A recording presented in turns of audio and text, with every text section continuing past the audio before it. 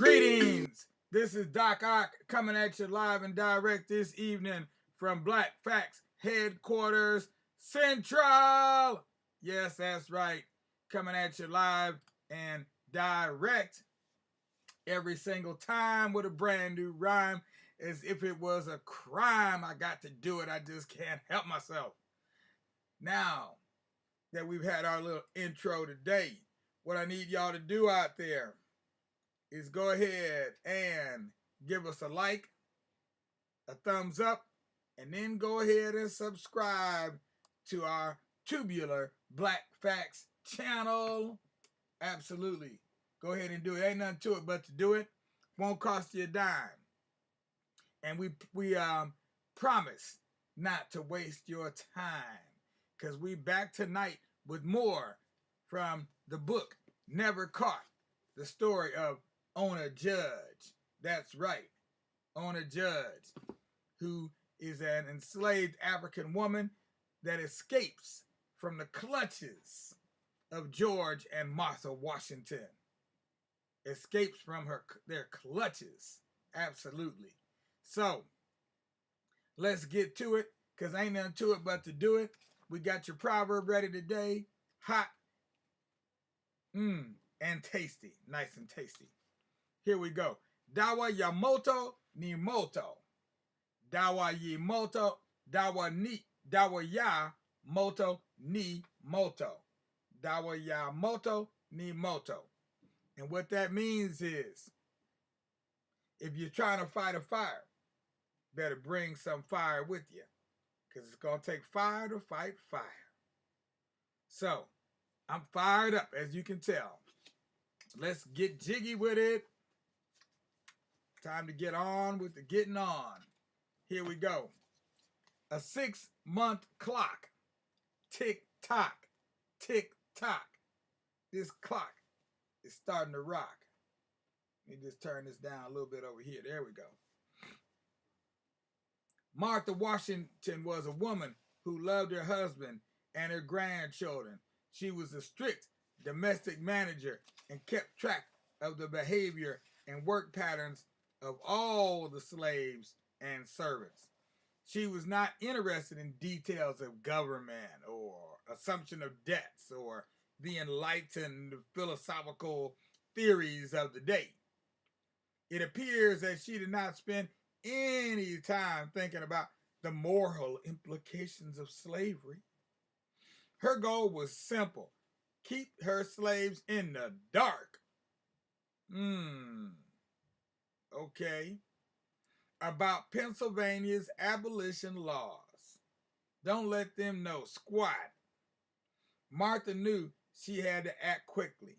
It was already April, and the slaves' residency clock had started 5 months earlier in November 1790, when they'd arrived in Philadelphia, IA. If the slaves found out about the law, they would know that in May they'd be eligible for freedom. Given that what Randolph had told Martha, it was just a matter of time before someone alerted the enslaved Africans about the 6-month residency provision. Tick tock, tick tock, tick tock. Hope she keeps her eye on the time. That's what she's hoping to do. Austin, Ona's brother, had actually arrived in Philadelphia at the end of October. His 6-month clock was up, but he didn't know it. Martha came up with a sly plan to make sure that Austin would legally remain her property. See, this is what I'm talking about. Trying to escape from the clutches of their hands. She wrote a letter to her niece, Fanny Bassett Washington, who was back home at Mount Vernon, telling her that Austin was going to go home to see his friends and family, even though she could barely spare him at this time. Oh, yes, it's going to be a real hardship sparing my boy Austin. But she wanted to fulfill her promise to his wife. Martha may have told Charlotte that Austin was coming home, But it was not because of no promise. She was making up a story, knowing, oh, what is she saying here? She's saying George Washington couldn't tell a lie, but Martha could. She could lie like a rug, knowing she would never be questioned about it. Indeed, the only person who could question her would be Austin, but he seems to have been too trusting of Martha to think that anything was strange about his abrupt trip to Mount Vernon. Or perhaps Austin knew about the Pennsylvania law, but simply wanted to see his family. She gave him $11.66 for travel, about $290 in today's dollars, and sent him on his way. Cloppity clop, clippity clop, clippity clop, tick tock, tick tock. Now Martha could focus on the other slaves. She and George had recently discovered that they had misinterpreted one of the regulations of the Gradual Abolition Act. They originally thought that with respect to the teenage slaves, Christopher Shields, Hercules' son, Richmond, and Ona, the Washingtons would not have to abide by the 6-month clock because they're minors. What are they going to do out in the world if we don't take care of them? But Tobias Lear had discussed this with Edmund Randolph and found out that that wasn't true. Lear told the president that even these teenagers could claim freedom after 6 months. The process of claiming freedom by teenagers was not an easy one. All of them would be required to be indentured servants until they were 28. But George and Martha seemed to have finally figured out that even this deterrent would not be enough to keep enslaved people from choosing freedom. George even wrote to Tobias that if his slaves found out they had a right to freedom, it would make them insolent in a state of slavery. Insolent. Oh my God. Tobias Lear agreed with George. There were many people in Philly who would whisper the truth into the slaves' ears. Psst, hey, come here. I'll talk to you for a minute. I guess I'm going to tell you. Just come on over here. There were not wanting persons who would not only give them, the slaves, advice, but would use all means to entice them from their masters. Hey, I got this candy over here. How about some keys? I got some nice jingly janglies. Come on over here. I'll let you play with them for a while. Like slaves had to be enticed to go to freedom. Please. Lear wrote to the president. Once Martha confirmed that Austin had arrived at Mount Vernon by April 24, she turned her attention to the rest of the slaves. There was no way for her to get the household moved to Mount Vernon by May 1st. Instead, she came up with another deceptive plan. New Jersey was a nearby state that did not outlaw slavery. She told Ona and Christopher Shields that she needed to go to Trenton for a day. Yeah, I must go. I really need to go to Trenton for a while.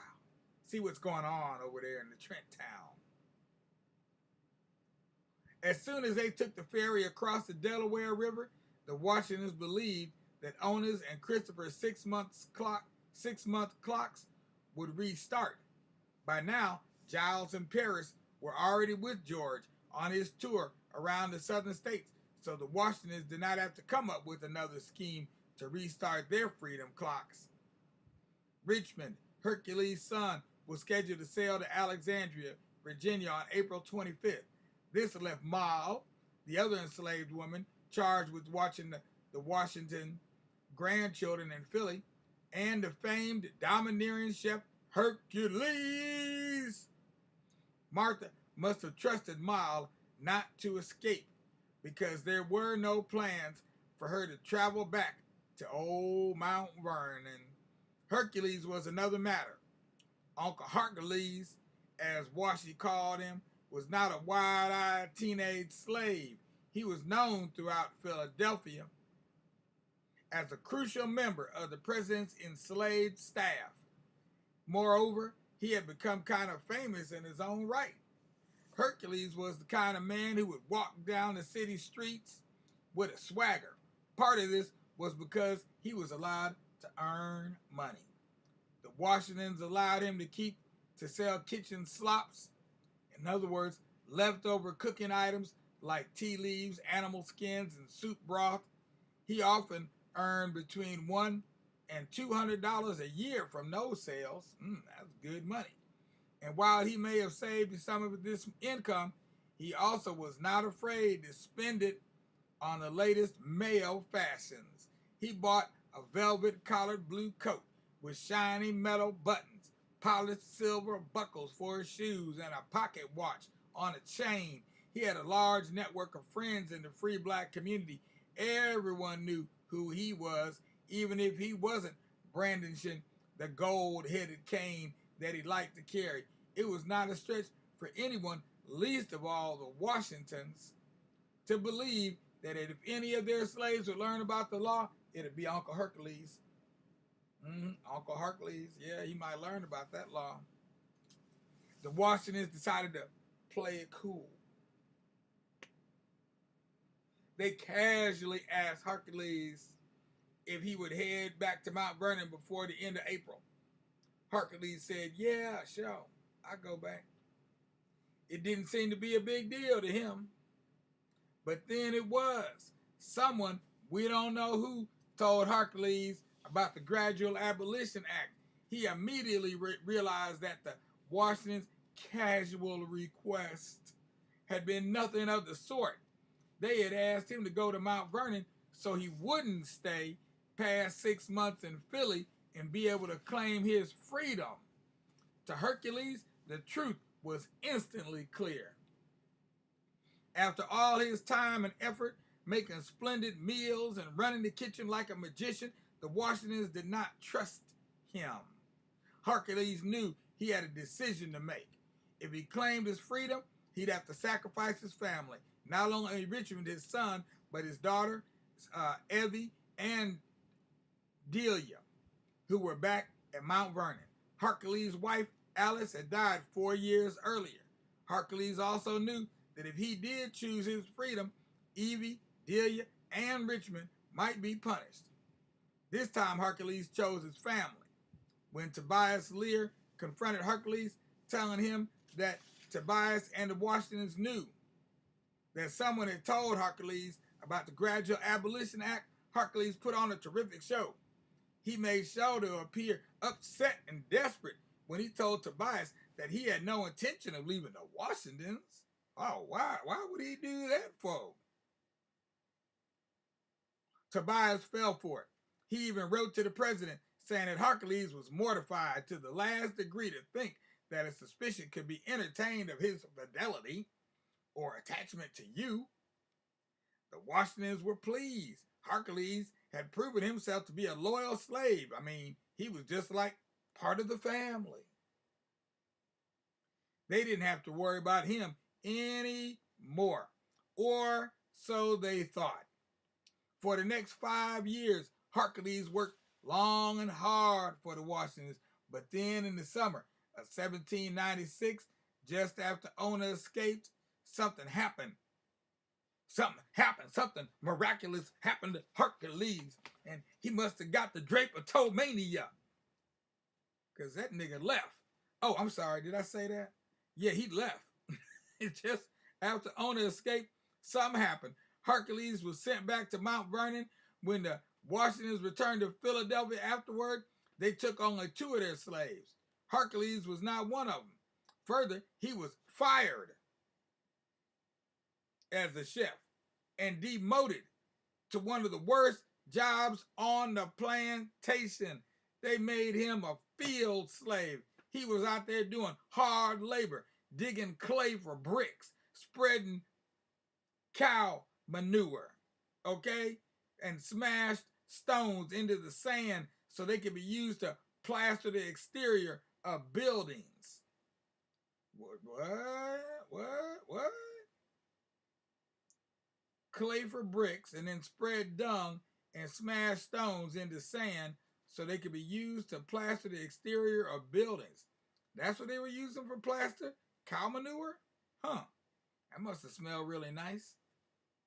Interesting. Thought we only did that in Africa. It was a huge embarrassment for someone who had been as prominent as he'd been. On February 22nd, 1797, Hercules ran away. It was George Washington's 65th birthday. Yeah, it was. 65. I got something for you, boss. In 1791, however, Hercules was still trying to play by the rules of a world in which he had no legal say. But someone else, someone close to the Washingtons, was getting tired of playing by these rules. This was Tobias Lear, Washington's loyal secretary and a New Hampshire native. Tobias had watched the Washingtons' treatment of the slaves with growing disappointment. He was a dedicated aide to George and Martha. He continued to be an accomplice for them in their slave shuffle. Yet, right from the beginning, Tobias couldn't help voicing his own opinions about the slave trade to George Washington, especially as he grew more impatient with the institution of slavery itself. He wrote in a letter to George Washington on April 24, 1791, "You will permit me now, sir, and I'm sure you will pardon me for doing it, but I need to declare that no consideration should induce me to take these steps to prolong the slavery of a human being had I not the fullest confidence that they will at some future period be liberated, and the strongest conviction that their situation with you is far preferable to what they would probably attain in a state of freedom." Because freedom ain't free. You understand? Tobias grew to be certain that freedom was the only moral choice for all Americans. He talked and wrote about this to George. George replied that he too was troubled, very troubled by human bondage, just so troubled by human bondage, but he just couldn't give the niggers up. He implied that he would at some point release his slaves into freedom. In the interim, Ona and the other slaves would move from Philadelphia to Mount Vernon and back over and over and over again. Tick, tock, tick, tock. Martha and George spent all their time watching that clock. Tick, tock, tick, tock. I bet it was a shock when Ona turned up missing. Tick, tock, tick, tock. And I don't know what they did, but they must have cried themselves to sleep when Hercules showed up missing too. Because I do believe as we continue this story, we're going to find out that Hercules shows up missing his dang self. I don't know for sure, but I got a really strong feeling about this. We shall see. We shall see. So, enough said for tonight. It's time for all good little children to put your little head on your little pillow, on your little bed, and close those yeah eyes while you wait for that big old sun to rise. And when you feel those sunbeams beaming down on your eyes, let it be known it's time for y'all to rise and shine, old chillin' of mine. In the meanwhile, all you adults out there, let it be known that we doing it to the utmost. And we are posting up these books. Right now, we're in the process of posting these books up. We said we would, and we are. If you're watching on Facebook, you're not seeing the images. But if you're on YouTube, you can see them flashing back and forth in our little slideshow.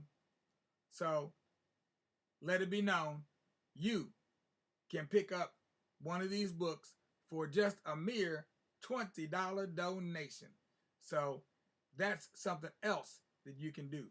But in the meanwhile, what we need you to do right now is go ahead and give us a like, a thumbs up, and subscribe to the Tubular Black Facts channel. If y'all could just do that, we'd really appreciate it. And in the meanwhile, this is Doc Ock signing off. Catch me later. I will be black tomorrow at noon. Look for me then. And when you find me, I hope you'll have a grin. May peace guide your way. Until then.